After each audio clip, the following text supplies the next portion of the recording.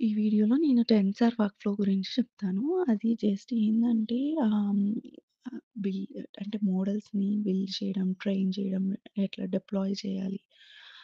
Tensor flow framework use చేసి ఎలా చేయాలనేది అదే టెన్సర్ వర్క్‌ఫ్లో అంటే.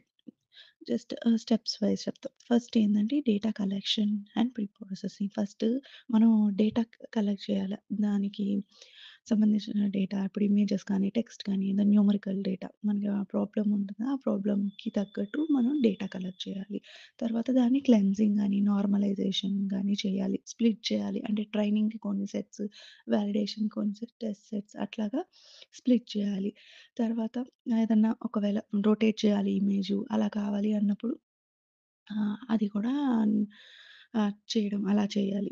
సో, మోడల్ పెర్ఫార్మన్స్ ఇంక్రీజ్ చేయడానికి ఇవన్నీ చేయాలి. ఇవన్నీ చేసేసినాక నెక్స్ట్ స్టెప్ ఏందంటే మోడల్ డిఫైన్ చేయాలి. ఎగ్జిస్టింగ్ మోడల్ యూజ్ చేసుకోవాలా లేదా మనం ఏదైనా కొత్తది తయారు చేయాలా అనేది ఆలోచించాలి. అలా ఆలోచించినాక మోడల్‌ని బిల్డ్ చేయాలి. టెన్సర్‌ఫ్లో ఏపీఎస్ యూజ్ చేసి బిల్డ్ చేయాలి. సో, ఆ టెన్సర్‌ఫ్లో ఏపీఎస్‌లో కేరాస్ డాట్ సీక్వెన్షియల్ అన్న ఏపీఐ ఉంది. దాని గురించి మనం ఫర్దర్ వీడియోస్‌లో తెలుసుకుందాం ఏంటది అని. అవి యూజ్ చేసి లేయర్స్ వైస్ డిఫైన్ చేసి మోడల్ అనేది డిఫైన్ చేస్తారు. తర్వాత నెక్స్ట్ థర్డ్ స్టెప్ ఏందంటే మోడల్ ఎలా కంపైల్ చేయాలా? సో, అంటే దాంట్లో ఏదైనా ఎర్రర్స్ ఉన్నాయా? అవి ఎట్లాగా కనిపెట్టి చేయాలా అనేది ఈ థర్డ్ స్టెప్‌లో చేస్తారు. సో, అక్కడ ఏదన్నా అడ్జస్ట్‌మెంట్స్ ఉన్నా గానీ దాన్ని ఆప్టిమైజ్ చేస్తారు. తర్వాత ఇవి ట్రాక్ చేస్తారు ఈ మెట్రిక్స్ అన్ని. సో, ఫోర్త్ స్టెప్ ఏందంటే మోడల్‌ని ట్రైన్ చేయాలి. మనం ట్రైనింగ్ డేటా ఉంటుంది కదా! ట్రైనింగ్ డేటా సెట్ కలెక్ట్ చేసాం కదా! ఫస్ట్ స్టెప్‌లో ఆ ట్రైనింగ్ డేటా యూజ్ చేసి మోడల్‌ని ట్రైన్ చేయాలి. ఎలాగా ఆహ్, మోడల్ డాట్ ఫిట్ ఫంక్షన్ అనే ఫంక్షన్ యూజ్ చేసి ప్యాటర్న్స్‌ని ఎలాగా నేర్చుకోవాలి అనేది మనం ట్రైన్ చేయాలి మోడల్‌ని. దాని తర్వాత మోడల్ ఫిఫ్త్ స్టెప్ ఏందంటే ఎలా ఎవాల్యుయేట్ చేయాలి. మనం టెస్ట్ సెట్స్ యూజ్ చేస్తాం. మనం క్రియేట్ చేసాం కదా! ఫస్ట్ స్టెప్‌లో.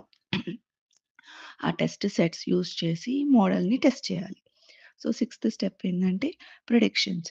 సో, కొత్త డేటా కూడా తీసుకొని మనం ఫ్యూచర్‌లో ఎలాగా ఈ మోడల్ యూజ్ అవుతది, కొత్త డేటాకి ఏమైనా ప్రాబ్లమ్స్ వస్తాయా? అవి వస్తే ఎలా ఫిక్స్ చేయాలి అవి కూడా మనం ప్రిడిక్ట్ చేయాలి. సో, సెవెంత్ స్టెప్‌లో డిప్లాయ్. ఎట్లా డిప్లాయ్ చేయాలి? సేవ్ చేసి మోడల్‌ని కొన్ని సేవింగ్ కేపబిలిటీస్ ఉన్నాయి టెన్సర్‌ఫ్లో ఫ్రేమ్‌వర్క్‌లో అవి యూజ్ చేసి డిప్లాయ్ చేయాలి. So, eighth step monitor and update. So, once deploy అయిపోయినాక మానిటర్ చేయాలా మనం ఆ మోడల్ పెర్ఫార్మన్స్. రియల్ వరల్డ్ సినారియోస్‌లో ఎలా ఉంది? కరెక్ట్‌గా వస్తుందా లేదా? ఏమన్నా ఇష్యూస్ ఉన్నాయా? అనేది మనం మానిటర్ చేసి ఏదన్నా ఇష్యూస్ ఉంటే దాన్ని అప్డేట్ చేయాలి. Thank you.